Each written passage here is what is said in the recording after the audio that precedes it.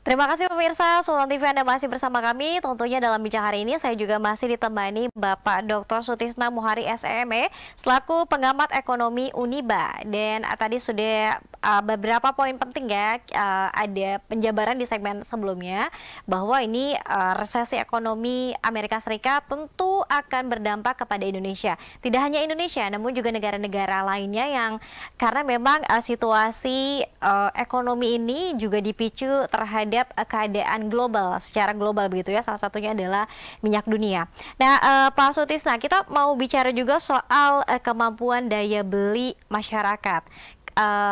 Kita tahu bahwa dunia juga saat ini sedang masa pemulihan pasca pandemi COVID-19.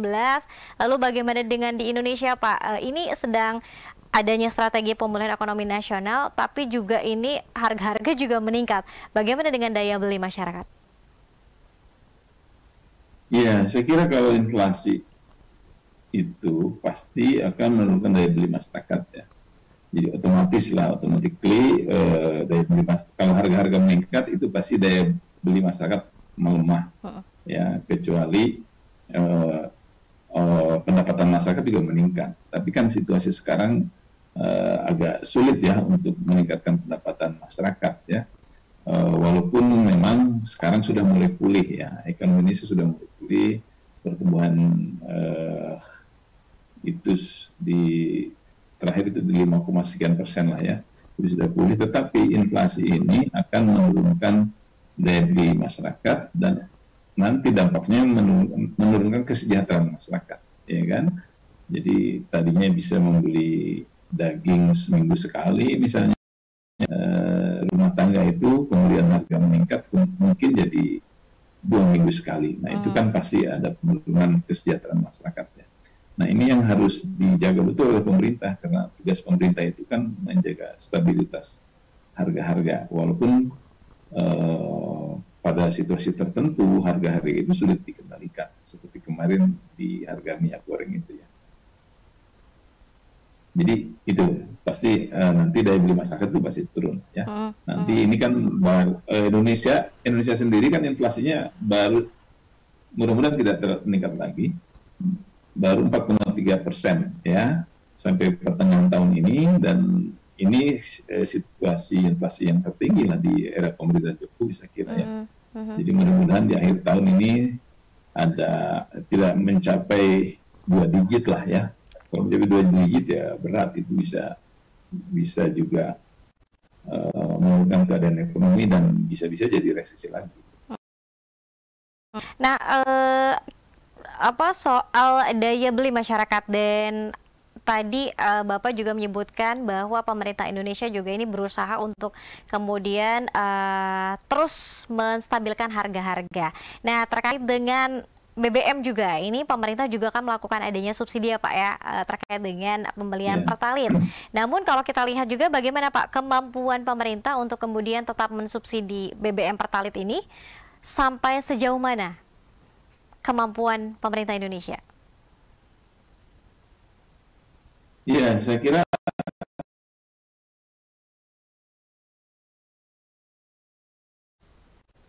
pergerakan harga BBM dunia lah ya. Jadi kalau terus-menerus dia tidak mengalami penurunan ya, dan itu artinya naik terus-menerus atau stabil pada harga yang tinggi, nah itu lama-lama pasti jebol juga. Jadi pasti suatu saat itu ya pemerintah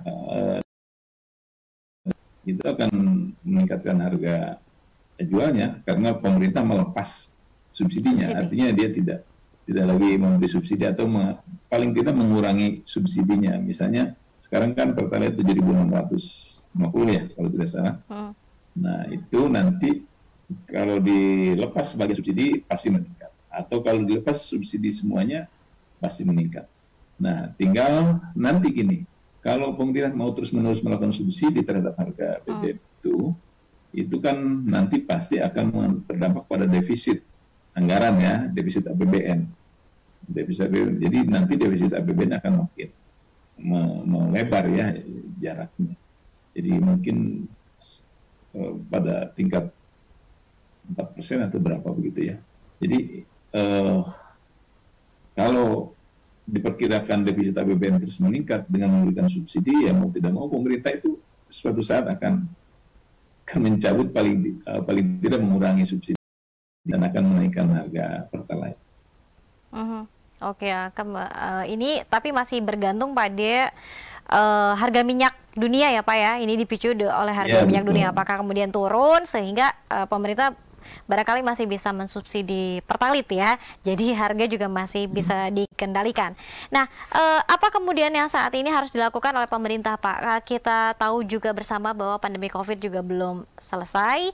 Kita masih dalam masa pandemi, meskipun memang kasusnya mungkin menurun atau mungkin juga tidak terlalu melonjak seperti 2 tahun ke belakang begitu. Apakah pemerintah harus merefokusi anggaran untuk penanganan COVID-19 juga, ataukah ini fokusnya sudah bisa dialihkan ke hal lain, mungkin seperti pemulihan ekonomi nasional misalnya Pak, atau mungkin untuk meningkatkan daya beli masyarakat?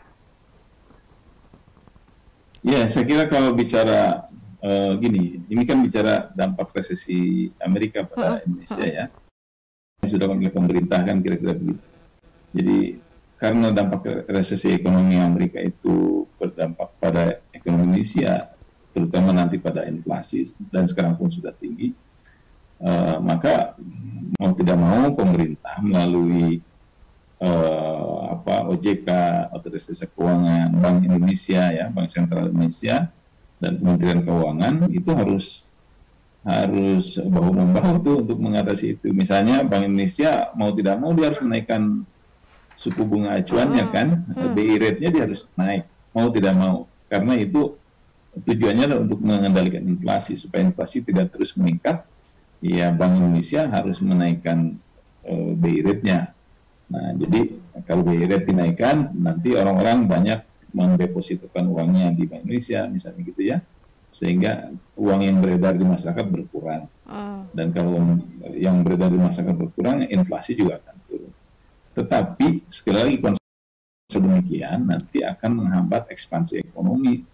Dalam situasi ekonomi yang sedang pulih ini, kalau tingkat suku bunga acuannya terlalu tinggi dinaikkan oleh BI misalnya, itu akan berdampak pada ekspansi kredit.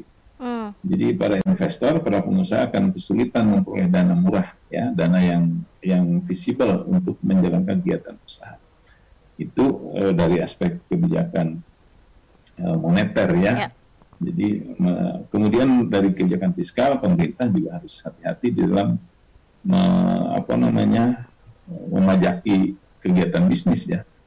Ya pasti misalnya PPN ini kemarin kan naik dari 10% ke 11%. Itu sebetulnya itu akan mengurangi kemampuan perusahaan ya, mengurangi kemampuan perusahaan. Dan kita tahu di Indonesia ini hasil penelitian saya terakhir bahwa debt ratio usaha-usaha manufaktur Indonesia itu antara 4,5% rata-rata. Jadi artinya 45% kegiatan bisnis mereka itu dibiayai oleh hutang. Ya, jadi 40% kegiatan bisnis mereka itu dibiayai oleh hutang. Nah, kalau tingkat bunganya meningkat, tingkat bunga tingkat pinjaman bank itu meningkat karena BI rate-nya meningkat, maka itu akan meningkatkan jumlah pembayaran bunga mereka. Misalnya tadinya 100 jadi 120 gitu ya, misalnya. Nah, itu juga akan mengurangi kemampuan perusahaan untuk melakukan ekspansi karena uangnya tersedot sebagian untuk membayar bunga pinjaman ke bank. Jadi artinya apa yang sudah dilakukan oleh pemerintah ya harus hati-hati lah ya, harus mensinkronisasi kebijakan dari BI, OJK mengawasi kegiatan perbankan secara lebih hati-hati, pemerintah melihat kebijakan fiskalnya harus juga lebih hati-hati supaya tidak ada ego sektoral ya, masing-masing. Misalnya pemerintah ingin menaikkan tingkat pajak ya dari masyarakat ya, dari rakyat, itu justru nanti akan berdampak pada pelemahan kegiatan ekonomi karena mereka akan sebagian uangnya untuk membayar pajak itu. Jadi untuk buka kantor cabang, untuk menambah kapasitas produksi itu mereka akan berkurang.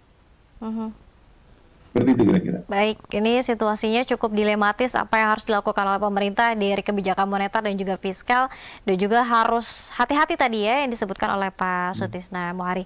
Dan pemirsa, kita masih ada satu segmen Pak Sutisna, nanti kita akan lanjutkan lagi dan kita bacakan beberapa pertanyaan Pak yang sudah ikut serta di live chat Sultan TV. Nanti kita akan bacakan satu persatu untuk kita jeda dulu ya. Tetap bersama kami dalam Bincang Hari Ini.